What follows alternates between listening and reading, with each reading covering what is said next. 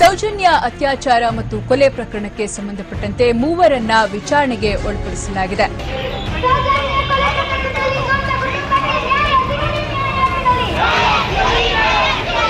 ನನ್ನ ಸಾಮಾಜಿಕ ಪರಿವಾರದ ಸದಸ್ಯರು ಒಂದು ಪ್ರಶ್ನೆಯನ್ನು ನಿರಂತರವಾಗಿ ಕೇಳ್ತಾ ಇದ್ದಾರೆ.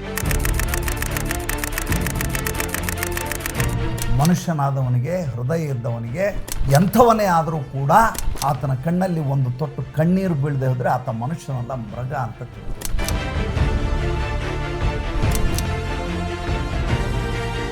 ಅಮಾಯಕ ಸೌಜನ್ಯ ಯಾವುದೋ ಒಬ್ಬ ಕಾಮಾಂಧನಿಂದಾಗಿ, ಕಾಮ ಪಿಪಾಸುವಿನಿಂದಾಗಿ ತನ್ನ ಜೀವವನ್ನೇ ತೊರೆದಿದ್ದಾಳೆ.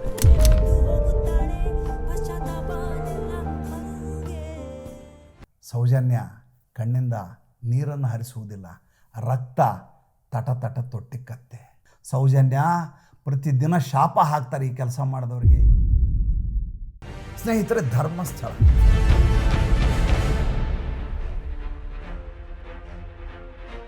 ಒಂದು ಕುಟುಂಬ ಏನಿದೆ, ಅಟ್ಟಹಾಸ, ಆರ್ಭಟ, ಅದರಿಂದಾಗಿ ಇವತ್ತು ಈ ರೀತಿ ಯುವತಿಯರಿಗೆ ದೊಡ್ಡದಾದಂಥ ಸಮಸ್ಯೆ ತಲೆದೋರಿದೆ ಅನ್ನೋದು.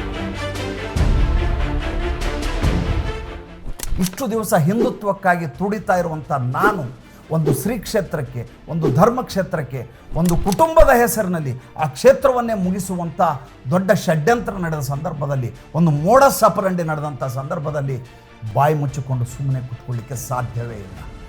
ಅದು ನನ್ನಂಥವನಿಗೆ ಸಾಧ್ಯ ಇಲ್ಲ. ರಕ್ತ ಕೊತ ಕೊತ ಕೊತ ಕೊತ ಕುದೀತಾ ಇರ್ತದೆ.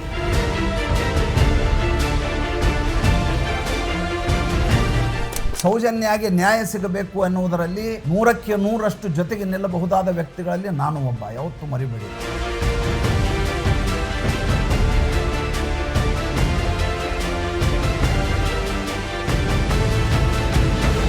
ಅದೇ ಸಂದರ್ಭದಲ್ಲಿ ಅಲ್ಲೊಬ್ಬ ಆಸಾಮಿ ಹುಟ್ಟಿಕೊಳ್ಳುತ್ತಾನೆ. ಆ ಆಸಾಮಿಗೂ ಈ ಖಾವಂದರ ಕುಟುಂಬಕ್ಕೂ ಬಹಳ ಅನ್ಯೋನ್ಯವಾಗಿದ್ದಂಥ ಒಂದು ಕಾಲ ಇತ್ತು. ಸಾಕ್ಷ್ಯಾಧಾರಗಳಿವೆ, ನಮ್ಮ ಹತ್ರ ಇರೋಷ್ಟು ಸಾಕ್ಷ್ಯ ಎಲ್ಲೂ ಇಲ್ಲ ಅಂತ ಇವರೆಲ್ಲ ಮಾತಾಡ್ತಾರೆ. ಸ್ವಾಮಿ, ಸಾಕ್ಷ್ಯಾಧಾರ ಇದ್ರೆ ಕೋರ್ಟ್ಗೆ ಯಾಕೆ ಕೊಡ್ಲಿಲ್ಲ ಸ್ವಾಮಿ? ದಾಖಲೆ ಇದೆ ನಮ್ಮ ಹತ್ರ, ಇದೇ ಮೊಬೈಲ್ ನಲ್ಲಿ ಎಲ್ಲಾ ದಾಖಲೆಗಳು ಕೂಡ ಇದೆ. ಯಾವಾಗ ವೀರೇಂದ್ರ ಹೆಗಡೆ ಅವರನ್ನು ರಾಜ್ಯಸಭಾ ಸದಸ್ಯರನ್ನಾಗಿ ನರೇಂದ್ರ ಮೋದಿ ಮಾಡಿಬಿಟ್ರೋ ಅವತ್ತಿನ ದಿವಸ ಇವ್ರ ಮೇಲೆ ಒಂದು ದೊಡ್ಡದಾದಂಥ ಚಪ್ಪಡಿ ಕಲ್ಲನ್ನು ಹೇರಿದಾಗ